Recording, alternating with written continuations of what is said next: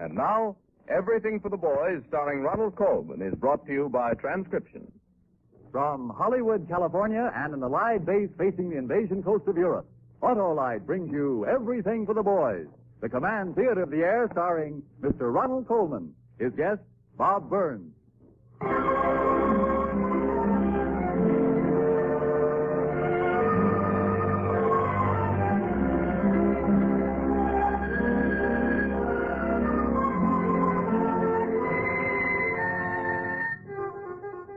Everything for the Boys is presented by the Electric Autolite Company and its 22 great manufacturing plants. Builders of precision equipment for 35 years. World famous for Autolite spark plugs, batteries, wire, cable, and electrical systems for automotive, aviation, and marine use. Your host, Mr. Ronald Colman.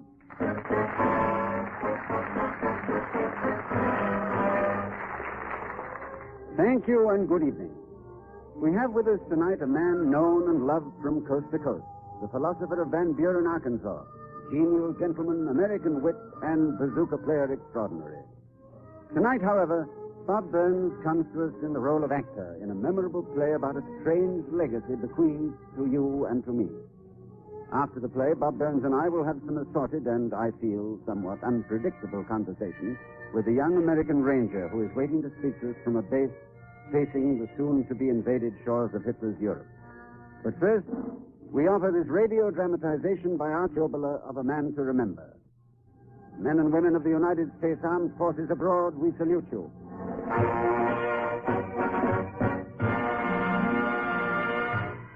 What makes a man a soldier? Well, I'd say a land he loves and the equipment to defend it with. 10 million Americans have pledged their lives to defend the land they love. And to help keep our America free, the rest of us have pledged our resources and our labor. The men and women in Autolite's 22 great manufacturing plants throughout the United States and Canada are helping us to make everything for the boys.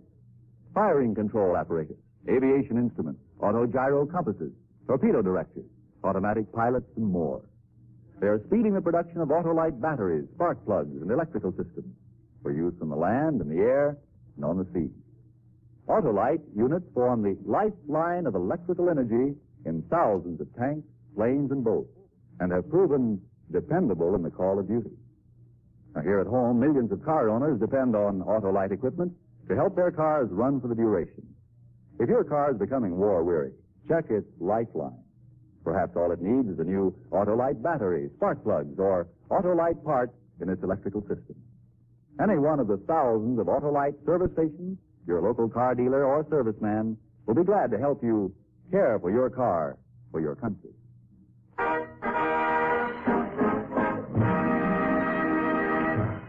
The play, A Man to Remember. The players, Mr. Ronald Colman and his guest, Bob Burns. I have before me a man's estate. This man lived for over 70 years. He had a full, busy life. And since he left behind him no last will and testament, it's both interesting and important that we examine his legacy, since what he left behind is the common inheritance of all of us.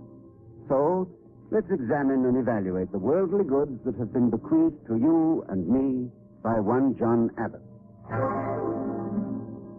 First, we have a board about 1.5 feet long by 6 inches wide, and on it is painted, with the most uneven hand, the words, Dr. John Abbott. It's a weather-beaten little signboard, weary with the sun and rain of many years. All right, one signboard, then, that now belongs to you and me. What's that? You want to know its value?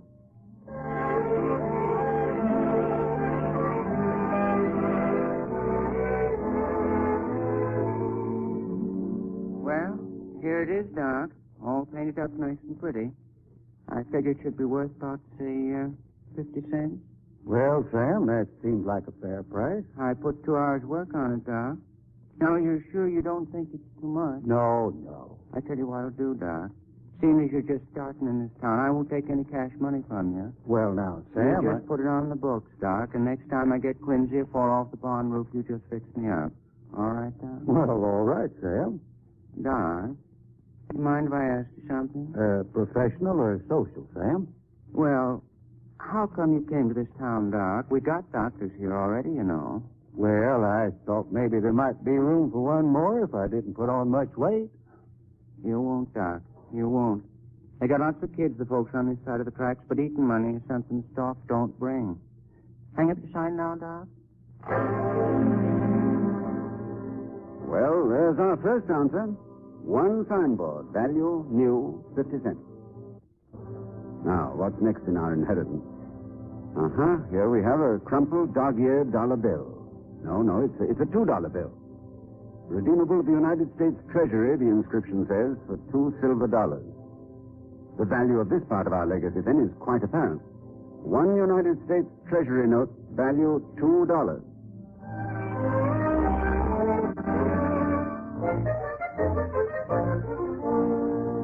3, 4, 5 pounds. There you are, Emma. Scale says 5 pounds even, from my best sugar. Will there be anything else? It sure is, Homer. Seeing as I'm not going to pay for it, take that hand of yours off the scale.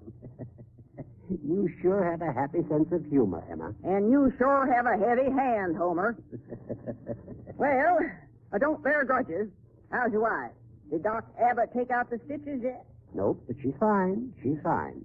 Got out of bed and did a little washing yesterday. Well, if I do say so myself, he's a wonderful doctor, that man. I don't know. You don't know what? Well, he's been here 2 years and he ain't saved a cent. How do you know? Anybody knows I should. Why, he's run up a great big grocery bill, $12. Do tell. I keep saying to him, Doc, you gotta be a businessman to get along. Find out what folks can pay you. Yeah, speaking of angels and devils, here he comes now. Land safe. What they're carrying? It's a pig? A pig. Now, don't say that quite so loud, Miss Emma. This is a very sensitive animal. You see, he don't know yet he's a pig. Doc, you're the one. Now, look here, Doc Abbott, what's it all about? That your pig? Nope, it's yours.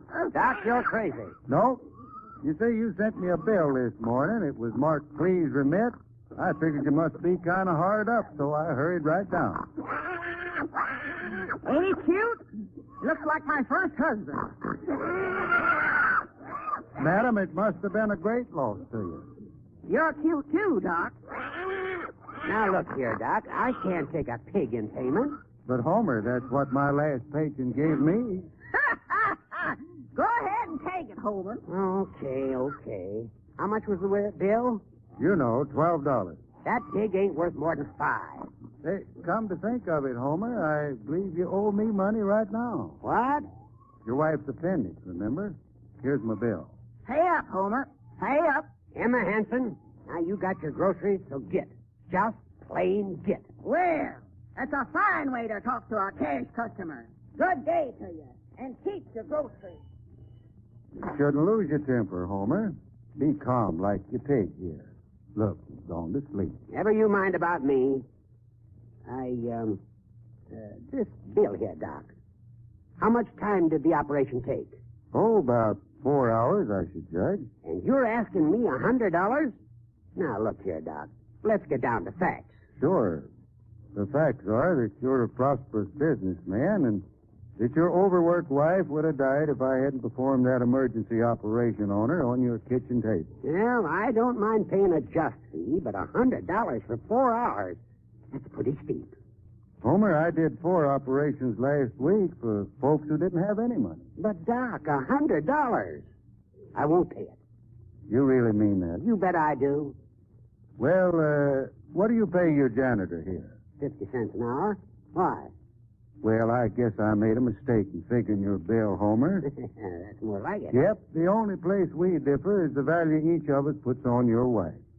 I was a mite too high, so I'll settle right now for 50 cents an hour. $2 cash. Now, Doc, I didn't mean that you should do anything. Homer, shut up.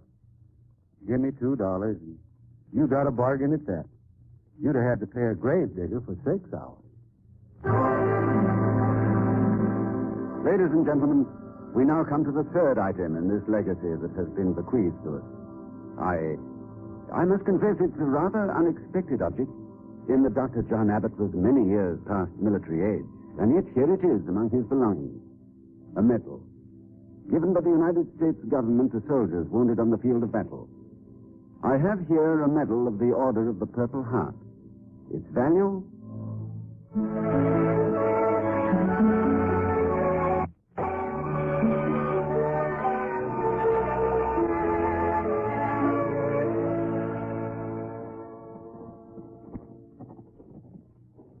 My dear son, I went to the mailbox as usual this morning, expecting to find a few tired bills. Instead, Frank, I found your little gift for me. It's a beautiful medal, son. I stood there by the mailbox, holding it in my hand, and the sun shining off of it was so bright, my eyes kind of filled with tears, and I couldn't see it. All I could see was you, son, down there in the South Pacific. A hero, a real one. And I started thinking about that day you and I were out in the backyard talking about heroes. I guess you must have been about 14 years old then. Remember that day, Frank? Remember? I'm okay, Doc. Honest, I'm okay. Then why don't you go play ball with the rest of the boys? Oh, I don't want to. The sun's shining, the birds are singing, there's no wind. Perfect day for your curved ball, and you don't want it. You do need to tell. Oh, wait a minute. Isn't this report card day? Yeah, Let me look at it, son. I tore it up. As bad as that? Oh, gee, I don't know what's the matter with me. I guess I'm a flop. Algebra. How much you making algebra, son? 60. Latin? 60. Deportment? 60. American history? 30. Well, at least that breaks the monotony. What happened in history? Oh, so it's 1492 or 1496 or half past 1776. What's the difference? Well, son, in a way you're right. And in a way you're wrong. It isn't the dates that matter. It's the people. Later on, when you're older and you begin to think that yours are the biggest troubles in the world, then you begin to think about fellas like Lincoln and Washington and Thomas Paine and... No, that's one thing I'm not going to do, son, as long as you stay here. I mean, pull my beard and give you lessons. Okay, Doc.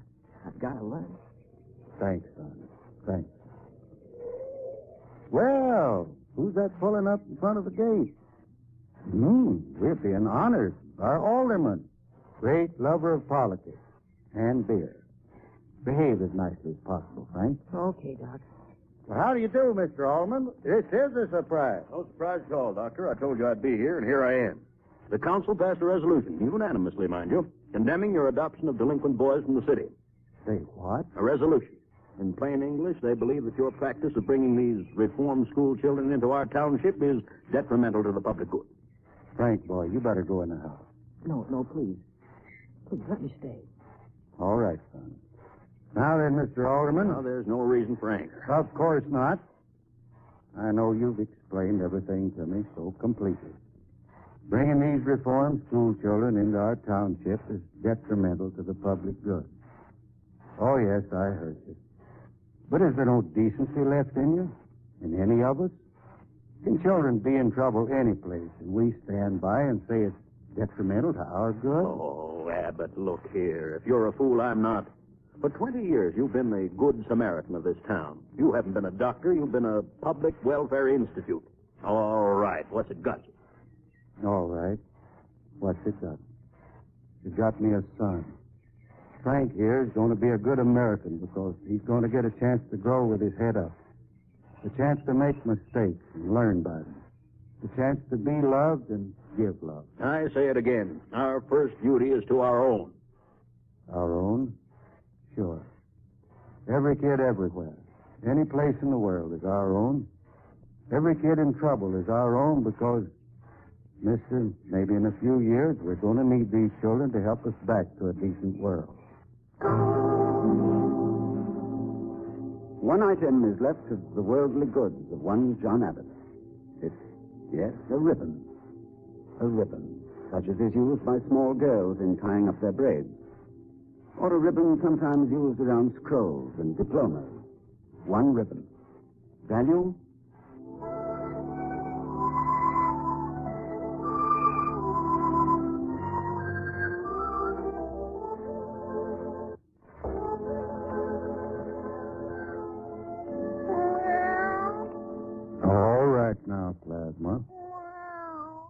Now, be a good cat and take yourself a nap.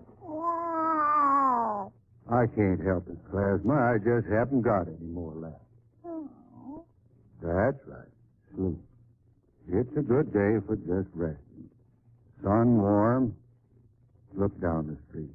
Why, you could think the whole world was resting. Couldn't you, Plasma? Oh, I don't know about that. Used to be kind of nice with the young ones riding up and down in their jalopies, showing off to the girls. Stop boasting. I know you do all right. Yes, I sure would like to see the boy again. Plasma, do you think those army docs down in the South Pacific would mind if I sent him a convalescent diet? Sure wish I could airmail him a chocolate soda. Now, who in the world is that? Hello, Doctor. Mind if we come up to talk to you? Why, hello, Reverend. Come right ahead. Scat, Plasma. Go away. We got important visitors. Reverend Grayson and Mr. Clark. Doggone if it isn't the mayor. Well, now, what have I done wrong now? Good afternoon, Doctor. Good afternoon. Well, it's sure nice of you to come visiting. No, don't get up. Doctor, I'm a man who's spoken many words in his life, but these words are ones that don't come easily. Bad news. The boy you heard from a boy. No. Take it easy, Doc. This hasn't anything to do with Frank. It has to do with us. Us? For many years, you've been among us. Never making any money. Yes. As Mr. Clark says, never making much money because the people who were your patients didn't have much money to give you. But you kept on because that's the way you were. Yesterday, at a mass meeting of many people, we voted on the man who had meant the most to this town in the war effort. The people chose you, Doctor. They chose you because all these years you, almost alone, had been the one around here who knew that nothing really mattered except living and acting as if people everywhere were part of your own family. I have here a scroll. It's a letter of thanks for all you've done. It's got 6,000 signatures on it, Doctor. Almost every man, woman, and child in town. It's just to let you know that we love you. Thank you. Thank you very much. Well, we better be going. Yes, indeed. Goodbye, Doctor. Goodbye. Goodbye, Reverend. Goodbye, Doctor. Goodbye, Mayor. Goodbye, sir. Goodbye. Letter of thanks from me. 6,000 signatures. 6,000 signatures.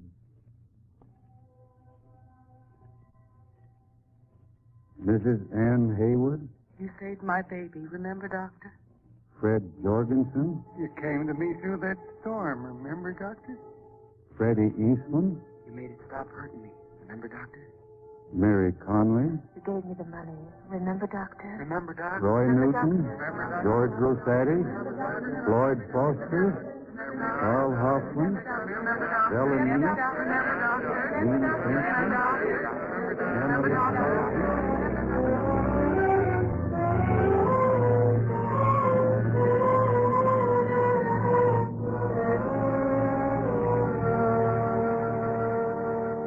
Well, friends, that ends this resume of a man's estate.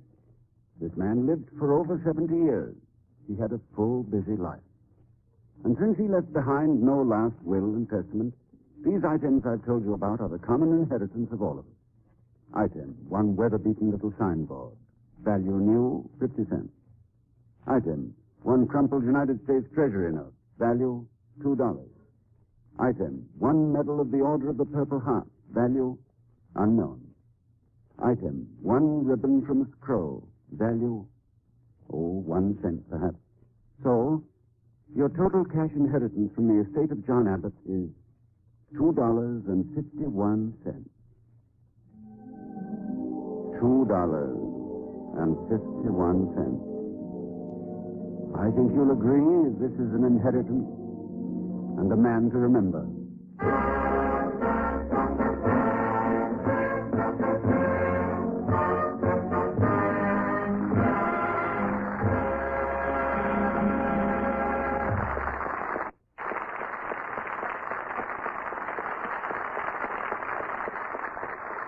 You have just heard Mr. Ronald Coleman and his guest, Mr. Bob Burns, in A Man to Remember, as dramatized for radio by Arch Oboler. The special musical score was arranged and conducted by Mr. Gordon Jenkins. While our Autolite transatlantic hookup is being set up for Mr. Coleman and Mr. Burns to speak to the American Ranger, to whom tonight's play was dedicated, Mr. Coleman has a word for you who fight on the home front. In a few moments, we move out across the ocean to bring back with us the voice of an American boy standing on the English coast overlooking Hitler's fortress of Europe. In that same England during the summer of 1940, when Nazi bombs were pouring death and destruction on the people of London town, another American boy, not long out of rugby school, stood and watched one night. His name was John Gillespie McGee, Jr.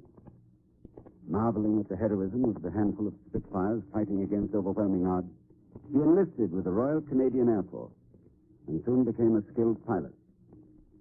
John McGee was also a very promising young writer, having won the same poetry prize awarded to the soldier poet of the last war, Rupert Brooke.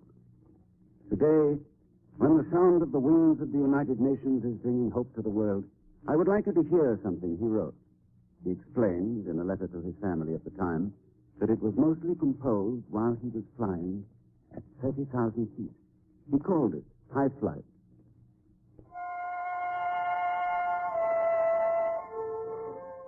Oh, I had slipped the surly bonds of earth and danced the skies on laughter-silvered wings.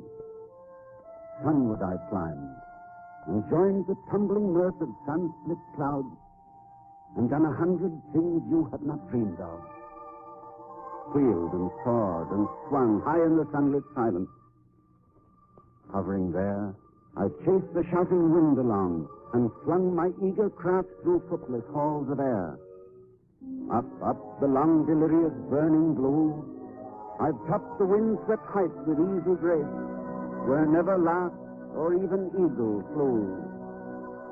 And while with silent lifting mind I've trod the high untrespassed sanctity of space, put out my hand and touched the face of God.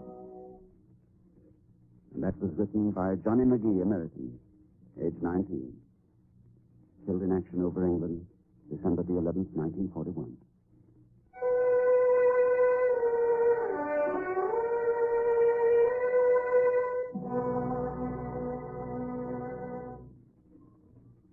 We're ready on your transatlantic call, Mr. Coleman. All right, this is a party line, Bob, and you're one of the parties. I'm all earphoned up, Ronnie, waiting for England to talk to Arkansas. This is everything for the boys, calling Sergeant Joseph J. Cleve somewhere in England. This is Ronald Coleman and Bob Burns somewhere in Hollywood. Hello, go ahead. Hollywood. Hello, Mr. Coleman. Joe, this is home calling, a great big party line, stretching from Natchez to Mobile and Memphis to St. Joe. Hey, you can stop at Memphis, Mr. Coleman. That's home. How the folks there? What's cooking? Well, your mom's food, mainly, Joe. Cornbread, biscuits, and fried chicken. Everybody's fine. And your brother, Sam's wife, just had a baby boy. They haven't named him yet. They're leaving that to Uncle Sergeant Joe. Say, how about emailing some suggestions, Okay, I'll get my whole company to pitch in V-mail. Say, what's new back in America? Bob, how about rolling out the old Arkansas Almanac for the sergeant, eh?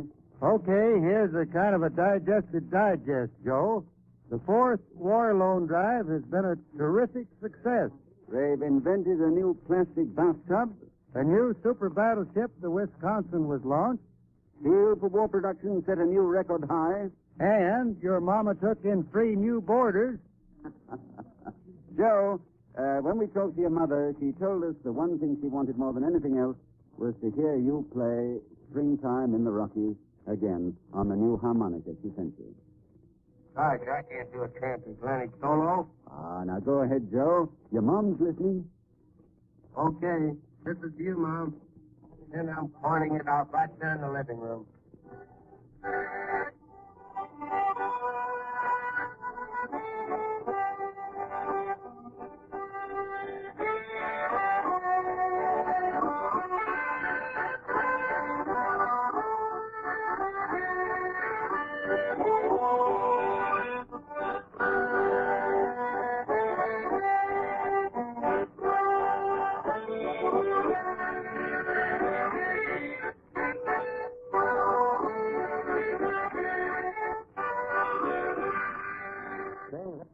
Hey, that's real symphonic, Joe.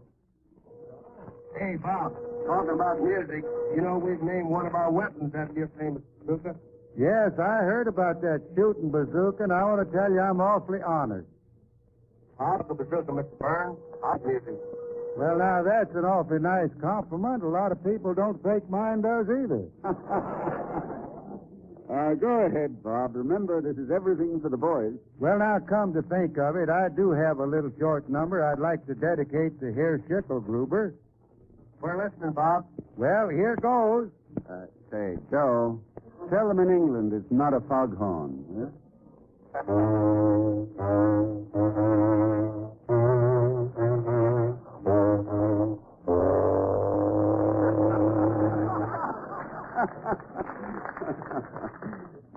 What do you call that number, Bob? Well, that's Hitler's funeral march. Okay, now that's on the GI hit parade. The way we figure it, Joe, the job you men are undertaking makes you Hitler's official undertakers. Are those orders, Mr. Coleman? Yes, sir, Sergeant. From 132 million Americans. We will try to carry them out, sir. We know it, soldier. Time's up, Mr. Coleman. Oh, we got to go now. So long, Joe. Give him the work. So long, mister. So long, everybody. Goodbye, Sergeant. Goodbye, Sergeant. Good luck.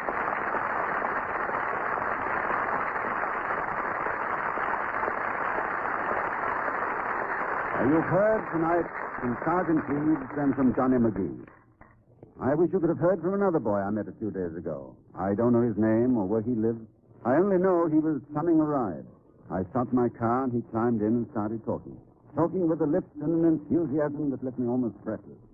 It was a good clean enthusiasm of youth, bubbling over with the excitement of the future. 2 more weeks, that's all. 2 more weeks and I'm in. I won't have to worry about summer rides anymore. You see, I'm going in the Army Cadet Corps, a flyer. I just got out of high school, and even though I figured I didn't have a chance to get in, I took the exam, and I passed it. I'd been figuring I'd have to go to work as soon as I got out of school, well, to sort of help support the family. Then I get a break like this. The Army takes care of the family, and I get to fly. I'm going to fly those P-51, the sweetest ships in the air. And I got models of them all over the house. That's what I want to fly. But if I don't get to fly one of them, I'll fly something else. The only important thing is, in 2 weeks, I'm in the Army. And, mister, that's for me. Would you buy an extra bond to back up a boy like that? I did.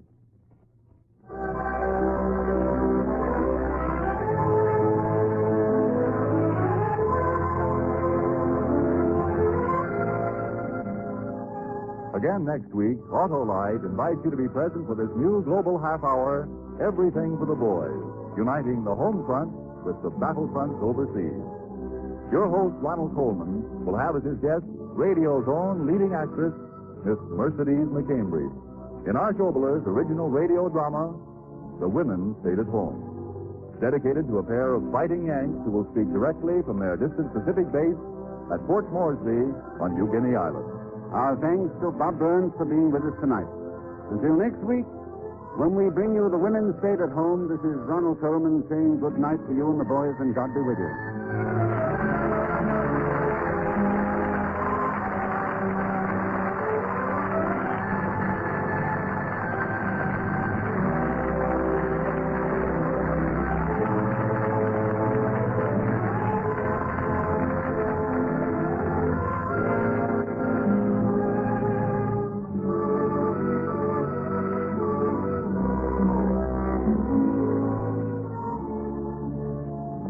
Bob Burns, who appeared tonight through the courtesy of the makers of Lifebuoy, may be heard each Thursday evening on this network.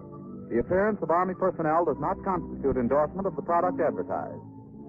This program has come to you from Hollywood and England. This is the National Broadcasting Company.